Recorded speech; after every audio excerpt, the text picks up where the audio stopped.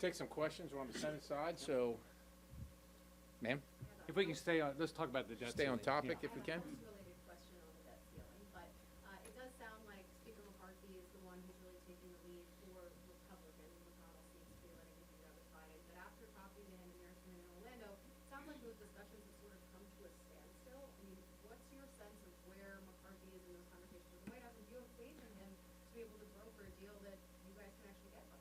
Well, we do have faith in him. He's our speaker. But look, the president's the one that said he's looking forward to another meeting. Seems to me the president can schedule the meeting right now. We don't have to wait till this is a crisis. You see, members of the House and Senate working together. We're ready to deal with it, tackle it right now. If they want to put a bill up next week, we're all ready to go. So we shouldn't wait until the last, the 11th hour. And President Biden, he can call a meeting with, I suspect that Speaker McCarthy will go over and talk this out when he's willing to do that. But what I really think he's doing is signaling, I'll have another meeting while doing nothing, hoping it gets to the very end, and then making the crisis even worse, and then trying to pin us into a position that's bad. That's what what he's doing. And by the way, if you look at some of the things they're doing and what they propose is make sure that doesn't happen to us again. We got to stop getting in a position where they can hold us up to force us to pass an omnibus or say, you're going to shut down everything. That's wrong. And so what the Freedom Caucus has proposed is stop this whole process that where they hold us up to get more and more and more spending. Just one follow-up on that. As McCarthy has these meetings, do you guys want to be involved? Do you want the Freedom Caucus to be in the room there, or do you trust that he's going to keep you updated? Well, look, we're going to be involved anyhow at some point, right? So whether you're a Democrat or Republican, whether you're in the House or the Senate, you represent people back home. And so you have a vote. And so one of the things that we fought for early in January is to make sure that we get rid of the illusion of representative government and actually have representative government. So we're going to be present to vote. We got to see what we're voting on, what the president's asking for, and what we're asking for, and how that comes together. But we're ready to go. Sir. If you all basically get what you want out of the debt limit deal, how high an increase or how long a suspension do you think would be appropriate? So that's like asking how long a string is. I mean, it depends. If the more you ask for, the more we're going to have to ask for. But what we're actually proposing is actually lowering the debt ceiling requirement by clawing back things that we've allocated money to and not spent.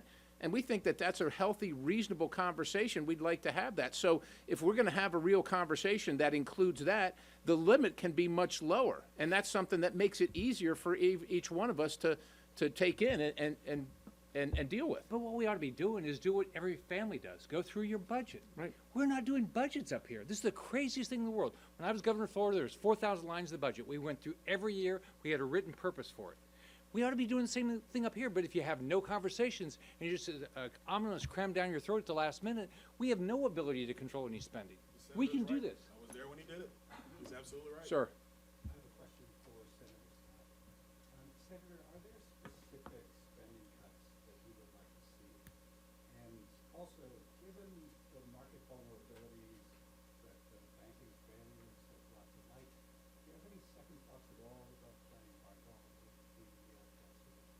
Well, first off, what's causing all these problems is the fact that we're not living within our means. That's causing the problem. It's not that we want to make sure something good happens with the debt ceiling.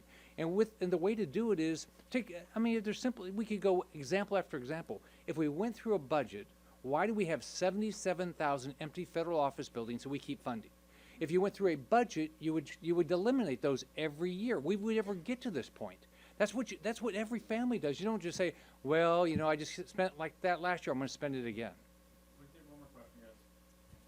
Yes, ma'am. We've got some budget committee members here. You all have laid up some specific ideas, but help us with the process going forward. Are you going to require that House Republicans pass a budget first? Do you expect that to happen? Well, that process continues, but they're not. If I could just Yes, ma'am. And if the Republicans don't do that, then what? That's sort of the first line of defense that you expect it to be. Republicans are going to pass a budget. You don't have to worry about that. But the debt ceiling issue still looms, right? And so what we're saying, we've put out a plan early on so that we can address it, so that we can show that we want it to not be a problem and that we can move on to other issues as we should. and we're ready to go right now. That's the message. We have a plan. We're ready to go right now. There's no reason this needs to be a crisis now, or needs to be a crisis in the future. If the president wants to solve this, we're all here, and we have a plan. If he's got a different plan, let's see it. But look, $7 trillion in spending is not that's not going to be acceptable. Now, he's probably going to want something. We're going to want something a little less. He might want a little something a little more. It has to start with conversation, and the position he's taking generally of "I will not negotiate" it's unacceptable to the American people. It will not solve the problem. We have a plan. We're ready. Let's get after it. Let's fix it, and let's move on to save our country.